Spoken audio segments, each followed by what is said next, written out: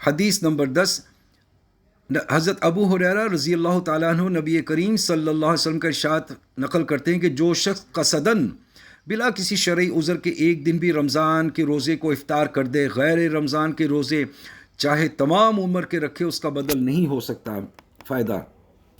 بعض علماء کا مذہب ہے جن میں حضرت علی کرم اللہ وجہہ وغیرہ بھی شامل ہیں، اس حدیث کی بنا پر یہ ہے کہ جس نے رمضان المبارک کے روزے کو بلا وجہ کھو دیا اس کی قضا ہو ہی نہیں سکتی، چاہے تمام عمر کے روزے رکھتا ہو۔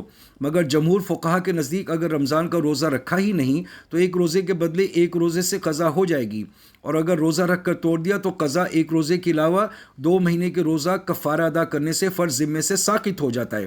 البتہ وہ برکت اور فضیلت جو رمضان المبارک کی ہاتھ نہیں آ سکتی، اور اس حدیث پاک کا مطلب یہی ہے کہ وہ برکت ہاتھ نہیں آ سکتی جو رمضان میں روزہ رکھنے سے حاصل ہوتی ہے۔ یہ سب کچھ اس حالت میں ہے کہ بعد میں قضا بھی کرے، اگر سرے سے رکھے ہی نہیں، جیسا کہ اس زمانے میں بعض فساق کی حالت اور اس کی گمراہی کا کیا پوچھنا۔ روزہ ارکان اسلام میں سے ایک رکن ہے۔ نبی کریم صلی اللہ علیہ وسلم نے اسلام کی بنیاد 5 چیزوں پر ارشاد فرمائی۔ سب سے اول توحید اور رسالت کا اقرار، اس کے بعد اسلام کے 4 مشہور رکن نماز، روزہ، حج اور زکوٰۃ۔ کتنے مسلمان ہیں جو مردم شماری میں مسلمان شمار ہوتے ہیں لیکن ان 5 میں سے کسی ایک کے بھی کرنے والے نہیں۔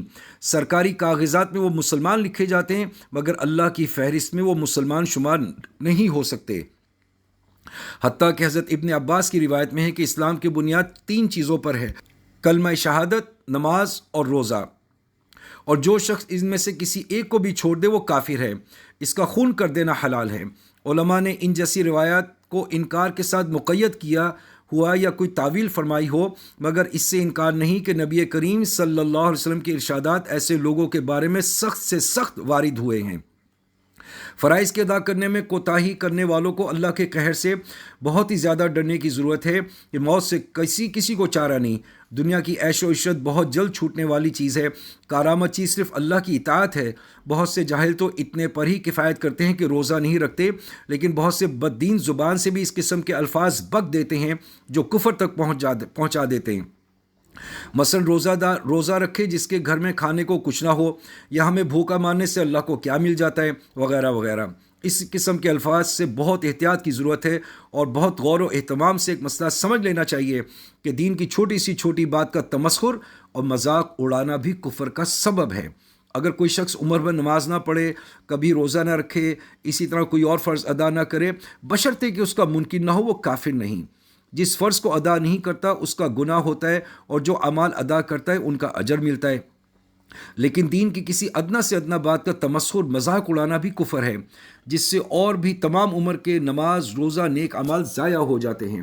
بہت زیادہ قابل لحاظ امر ہے، اس لیے روزے کے متعلق کوئی ایسا لفظ ہرگز نہ کہے، اور کوئی اگر تمسخر وغیرہ نہ کرے تب بھی بغیر عذر افطار کرنے والا فاسق ہے۔ حتیٰ کہ فقہا نے تصریح کی ہے جو شخص رمضان میں علی الاعلان بغیر عذر کے کھاوے اس کو قتل کیا جاوے، لیکن قتل پر اگر اسلامی حکومت نہ ہونے کی وجہ سے قدرت نہ ہو، یہ کام امیر المؤمنین کا ہے، تو اس فرض سے کوئی بھی سبک دوش نہیں کہ اس کی اس ناپاک حرکت پر اظہار نفرت کرے، اور اس سے کم تو ایمان کا کوئی درجہ ہی نہیں کہ اس کو دل میں برا سمجھے۔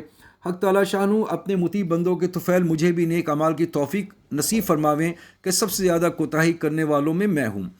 فصل اول میں 10 حدیثیں کافی سمجھتا ہوں کہ ماننے والوں کے لیے ایک بھی کافی ہے، چہ جائے کہ تل کا عشرۃ کاملہ، اور نہ ماننے والوں کے لیے جتنا بھی لکھا جائے بیکار ہے۔ حق تعالیٰ شانہ سب مسلمانوں کو عمل کی توفیق نصیب فرماویں۔